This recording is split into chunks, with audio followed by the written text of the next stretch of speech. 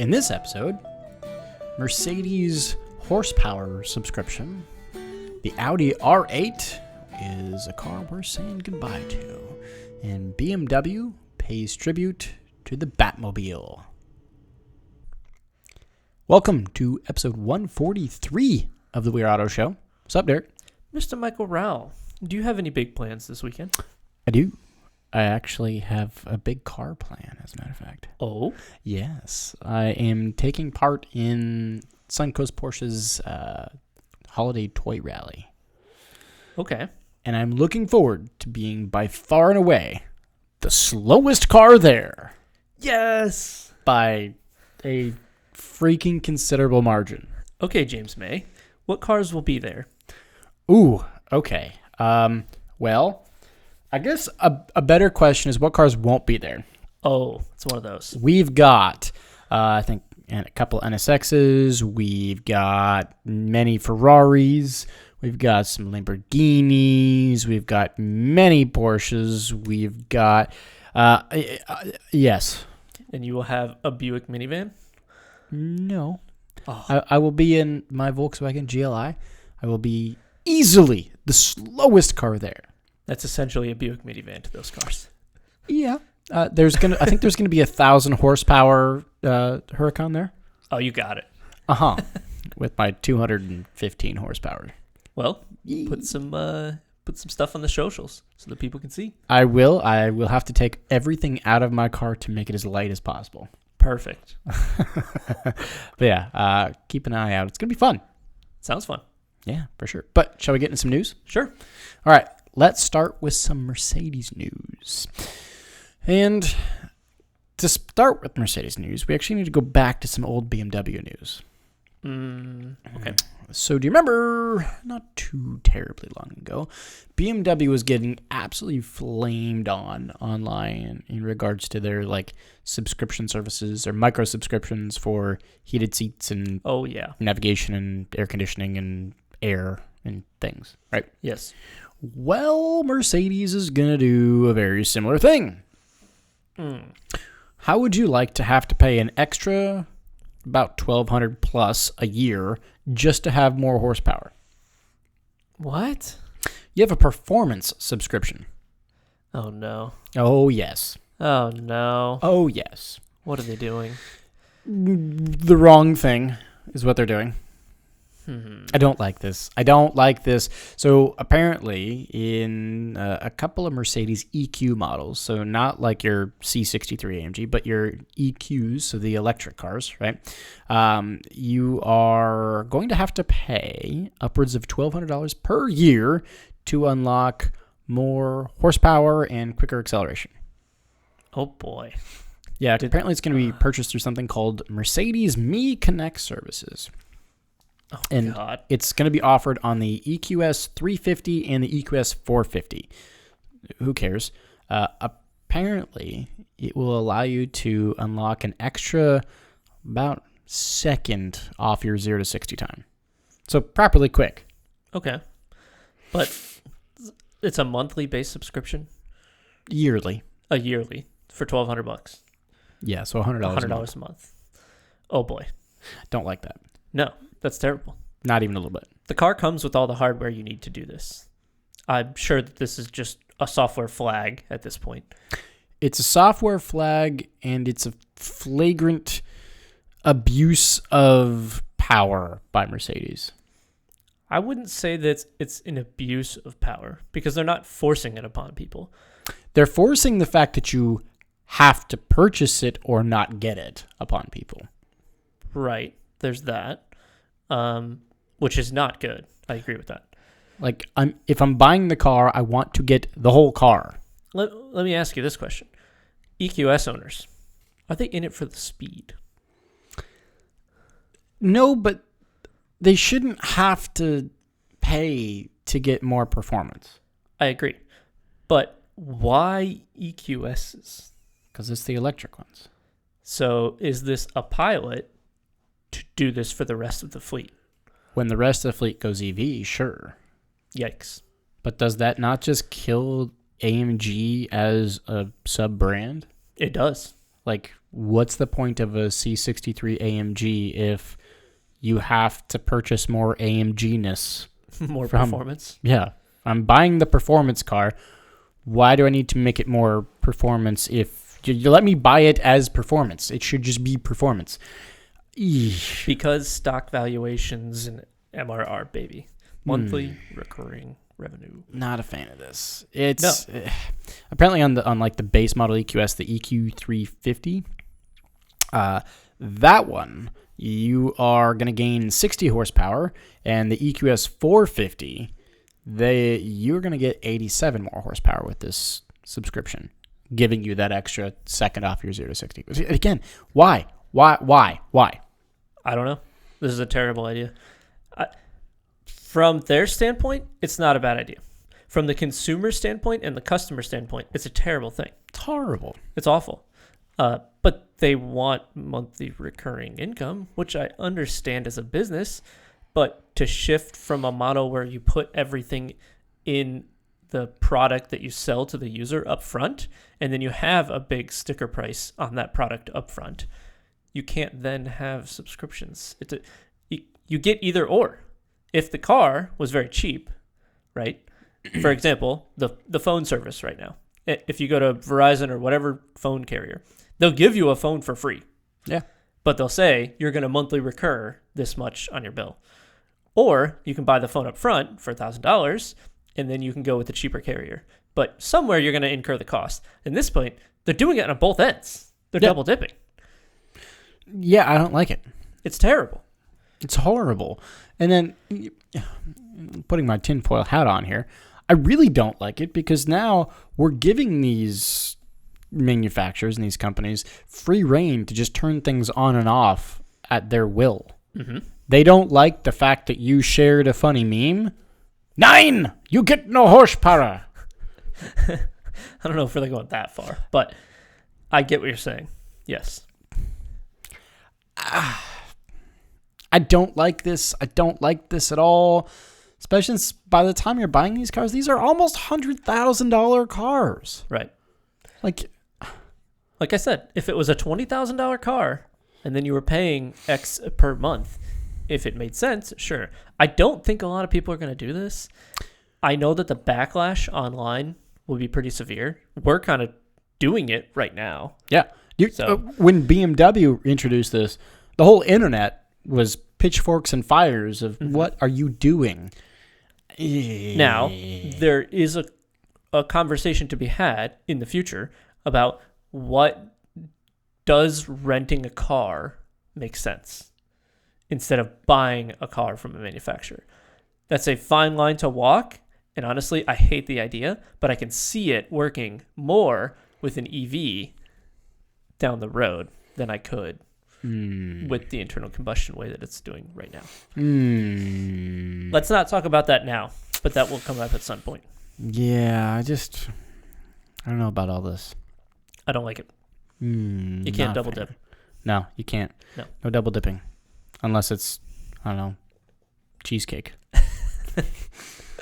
Then double dip all you want. But I digress. So yeah, that is some... Wow, I just realized I'm looking at the itinerary for today.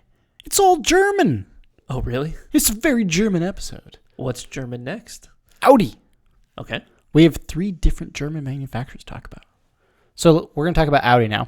And unfortunately, this is bad news for the dentists. The R8s? Yes, the R8 owners, the dentists. Perfect analogy. Yes, the dentist supercar. Yes, it is. It's just adequate. Yes. But unfortunately, the R8 is dead. Goodbye. Wow. Yeah. See ya. Au revoir. Arrivederci. See ya. Toodles. I have so many questions. Okay. Tell me more, though. So yeah, apparently after 2023, the R8 is scheduled for assassination. It's gone. Goodbye. Kaputs. This has been around since 2008.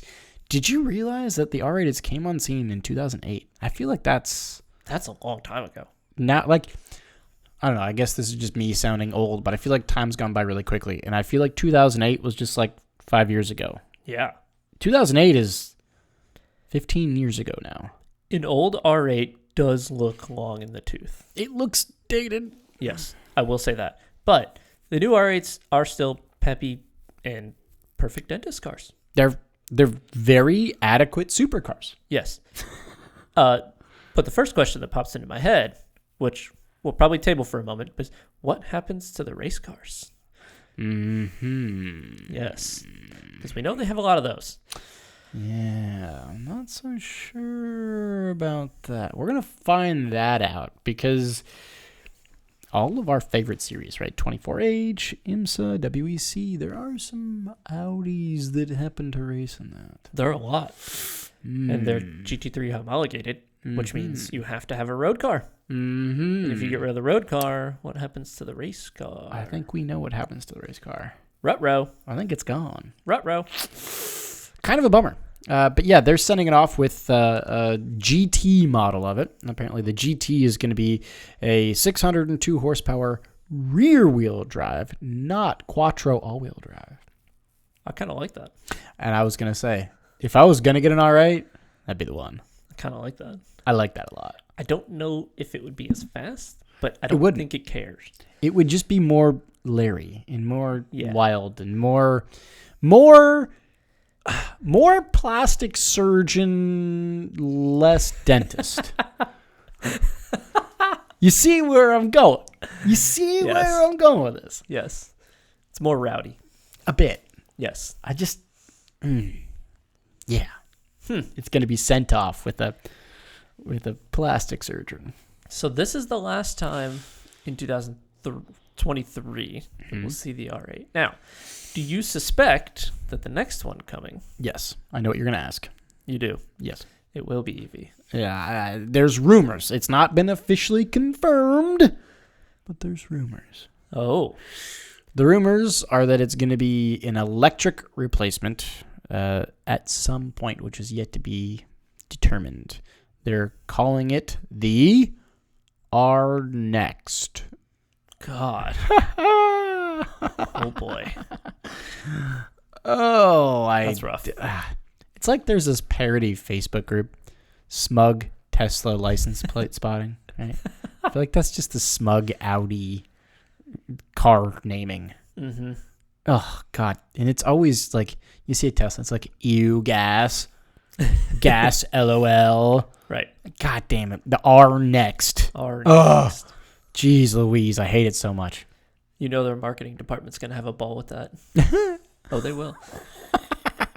So they're going to replace this with an EV. Now, like I said, I'm sure that they make good revenue off this car. It does not cost whatever to actually make this car. I think especially at this point, now they've been making it for so long. Yes. At this point, they should have pretty well been able to perfect the engineering and building of an R8. But the motorsport side prints money. Yeah. So, are we going to see an R Next EV? Or what will happen in the motorsport side? Because this is the turning point. This is the first manufacturer that I'm seeing that has a homologated race car that races in a bunch of series that will have to make the decision. What happens? Yes, I think what's going to happen is there's either going to be a new race series that gets created, or a new category of racing that happens within our favorite series, like a class. Another class that the R Next will race against potentially Porsche's Mission R. Because Porsche made an EV race car to show that they could. And from looking at the pictures, now, you guys watching on YouTube, you can't see, but Derek, you look at my screen. Does that not look like it could compete with an electric R8? I agree. Yes. It looks R8 competitor. Right. I agree. In the pictures. The Mission R. But where do you put it? I don't know. Like I said, you put it in its own class in the WEC. Do you? Do you really? That's the only thing I can think of. It's the only thing I can think of. how many manufacturers have to come out with this kind of car for it to be viable? You can't put 2 manufacturers in a series. You have the problem that you had in the WEC. Have you met Indy? Okay. Yeah, but those are spec. They're spec. Okay, fair. I'm assuming this won't be spec. It will be Fair. BOP'd, but not spec. That's different. Fair. I don't know. There's the Chinese company, was it Mio or Neo or whatever it is, that could compete with this? You see what I mean? Like, yes. I feel like what's going to happen, and I don't like this, is in the next 5 to 10 years, there's going to be an EV class racing against GTE AM and LMDH. I totally agree with that. How we get there will be the fascinating thing. And I think that this is the first manufacturer and the first car that is about to have to push that. Now, they're not getting rid of this car until 2023, so they still have next year, right? They'll be homologated. I don't know if you're homologated 1 year after that. I'm not sure how that works. I think you are. I think you are. I think you have a year leeway because generally production numbers trail off. Mm-hmm. And at the numbers that they're actually creating these cars, they will have enough of a trail off to probably get through 2023 for sure. 2024, probably 25 will be up in the air. Yeah, they'll probably barely get in 2025. Maybe, if they're lucky. Yeah. But at that point, I suspect that we'll have Porsche, Lamborghini, Aston Martin, Ferrari, all of them doing the same type of thing or in the same conversations. I don't like these conversations. I know you don't, but that's what I'm fascinated to watch happen as we move into this EV. And then what does the racing look like? It's a whole nother conversation, but we'll table that one for later because I don't think it's going to be good. It's going to be awful. You know what's going to happen is the racing is going to be so bad that people flock to our website, weareauto.io, to watch all of the best racing that you've ever seen from back when internal combustion was still a thing. We need to add a filter. An ICE filter and an EV filter. Yes. Oh, that'll be brilliant. And Formula E is in its own little corner right now. And slowly they'll get more people and more will move from the ICE corner to the EV corner. I'll put up a wall. Keep them from moving. That's not how that will work. So yeah, the R8 is dying after 2023. Are you sad to see it go? You know, as much shit as I talk about the R8, a little bit. I am too. Because it's kind of a... it's a staple. Is it the most boring supercar you can buy? Yes, but it's still a very good car. There's a reason it's been around since 2008. It's good. Yes. It's a very good car. I Yes. saw one literally today, and it made a wonderful V10 noise as it went rumbling past me. And I thought, it's a very good supercar. And it blends in enough that it's not the obnoxious Ferrari or Lamborghini. Mm-hmm. You could see it at a stoplight and just go, oh, it's a nice Audi. Okay. Mm-hmm. Or you could be one of us and be, oh, it's an R8. Okay. And we say, okay, but more of an okay. Not just, it's an Audi. Oh, it's an R8. It's in the supercar class. It's kind of at the bottom, but it's there. It's a supercar, for sure. Yeah. It's kind of a bittersweet. Right? I don't really want it to go, but I don't love it. So, it is what it is. Will be very interesting to watch what happens next. Mm-hmm. It very much will be. Yes. But let's move on to the next German manufacturer for us to talk about. Okay. Last bit of German news today. I hope you have your Steins and your Schnitzel ready. I mean, we've gone through. What were the two? Mercedes. Yes. And we've gone through Audi. Uh-huh. And now we need only Porsche, Volkswagen, BMW. You said it. BMW. Oh. Yee. So we talked about this BMW. Oh, I don't know. 6 months, a year ago, something like that. But there was a BMW that was being teased that did create a bit of an uproar on the interwebs, and you and I were both lusting over it. It was a new kind of an homage to the original BMW Batmobile, the original 3.0 CSL from like the 70s. Okay. The old race car. Remember that? Mm-hmm. Remember us talking about BMW making a new version of it? Yes, I do. Well, it's official. Okay. And we've got some deets. Got some deets. Tell me the deets. All right. So let's start with the engine. Okay. This car has essentially the same twin-turbo inline 3-liter inline six out of the current M3 or M4, but it has been tuned up to 553 horsepower and 406 pound-feet of torque, which does make it the most powerful inline six that BMW, in a road-legal car, that is, that BMW has ever made. Well, those are good numbers. Yeah, solid numbers. Solid numbers. It is available 6-speed manual and rear-wheel drive only. You are not getting an automatic. You are not getting all-wheel drive. Wow. It is striking to look at, and let's talk about the looks for a moment. Whoa. I adore it. Do you? I do. I love it from the front and kind of lost in the rear. To me, it looks like the original 3-liter CSL. It has the same rear. They are going for that look. I see that now. Yeah, it pays homage very nicely. Okay. Especially when you compare it to the current M4. Well, yeah, but that's a low bar. You're right about that. Yes. I love it. So only a manual. That's awesome. And rear-wheel drive. Only a manual, only rear-wheel drive. You've got the Motorsports livery. Look at that cool BMW M 50th anniversary shift knob. Oh, I like that. I like that a lot. Yeah. It's got the double rear wing like the old CSL. From the side profile, I definitely see the old CSL. It's got the big puffed up wheel arches. It's got a grill that isn't massive.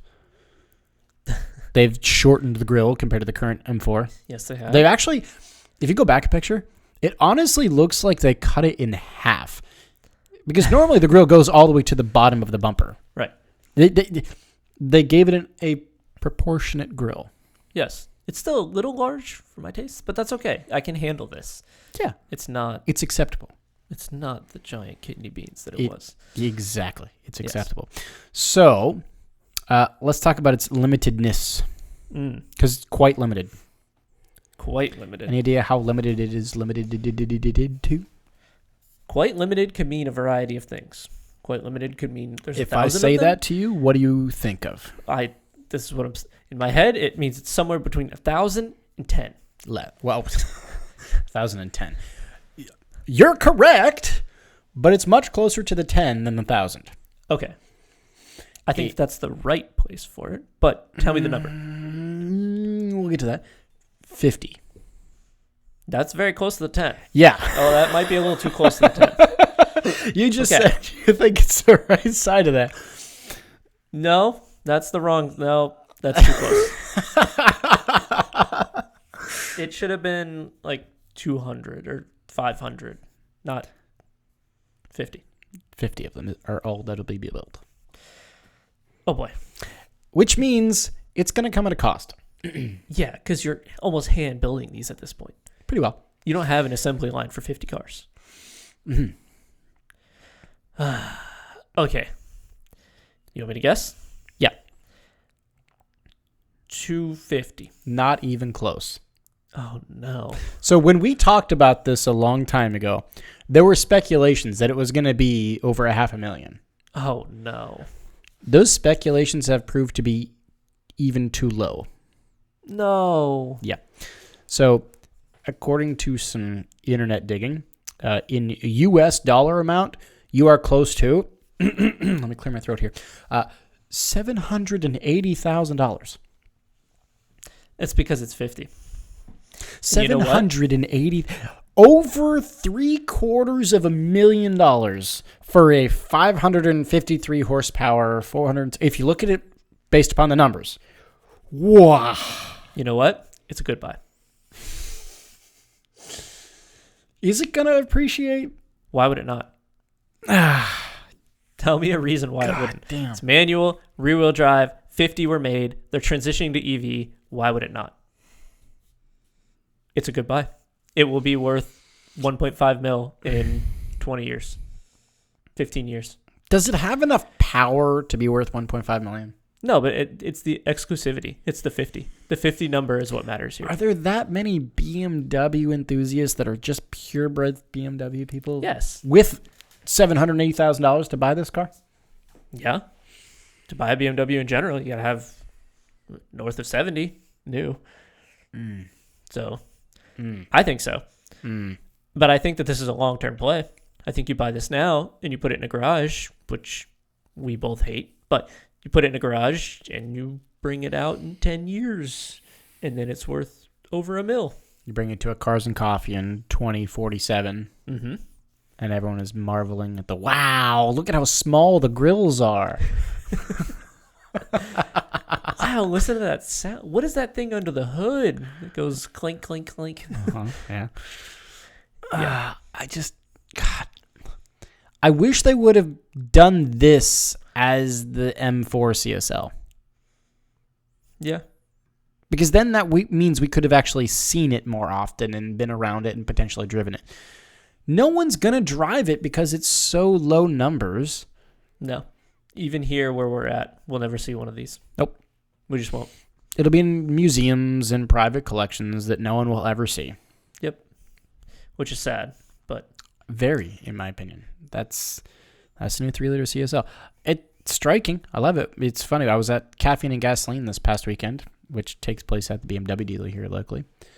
Dad and I wandered in. We looked at a sold BMW M4 competition convertible. Ooh. $110,000. Jeez. That's not a $110,000 car. No. Jesus Christ. No. Yeah. Next time you're in the BMW dealer, ask them if they got one. If you can buy one. You can't. I know, but it's worth a shot. Yeah. See if they even know what it is. With 50 of them being sold, I would not be surprised if they didn't even know. You got one of them there fancy 3.0 CSL thingamajiggers?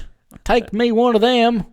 With a number like 50, every one of them, by the time they set out this press release, has been accounted for and purchased, and the transaction's done. I can almost guarantee it. Just waiting delivery. Yes. It's just, here's a press car. Have fun. It's silly. What do you think the number should have been? 250. 250? Wait. The number of vehicles that they produce. Yeah, 250. 250. And do you think that would have brought the price down sufficiently enough that it would have been an okay buy? I think it could have brought it down to just under $500,000. You think that's the sweet spot? I think this car and I'm just playing fake buyer here because I am absolutely not anywhere near the caliber of successful to be buying this car yet, right? But I think this is a buy at $425,000. Do you think it appreciates with 250 of them being made? Yeah, I think it does. I think so too. But I think it also gives it enough of them to where BMW is making the car so that you can put 1,000 miles a year on it. That's true. That's a good point. You can't put 8 miles a year on this thing. No. You roll it out of your garage once a year to see sunlight. You never fart in it. You never even breathe near it.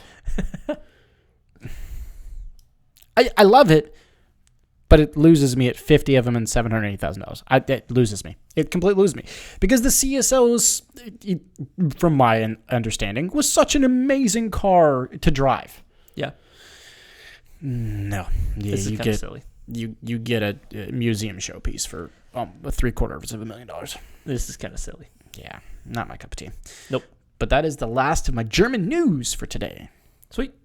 So, do you have anything else to wrap us up? I do not. All right, well, then that's going to finish up for episode 143. Thanks so much for watching and listening. If you are watching on YouTube, please leave a thumbs up and drop a comment on the video. Let us know, what do you think about the new 3.0 CSL? Is it a good buy at $780,000? Should they have made more? Let us know.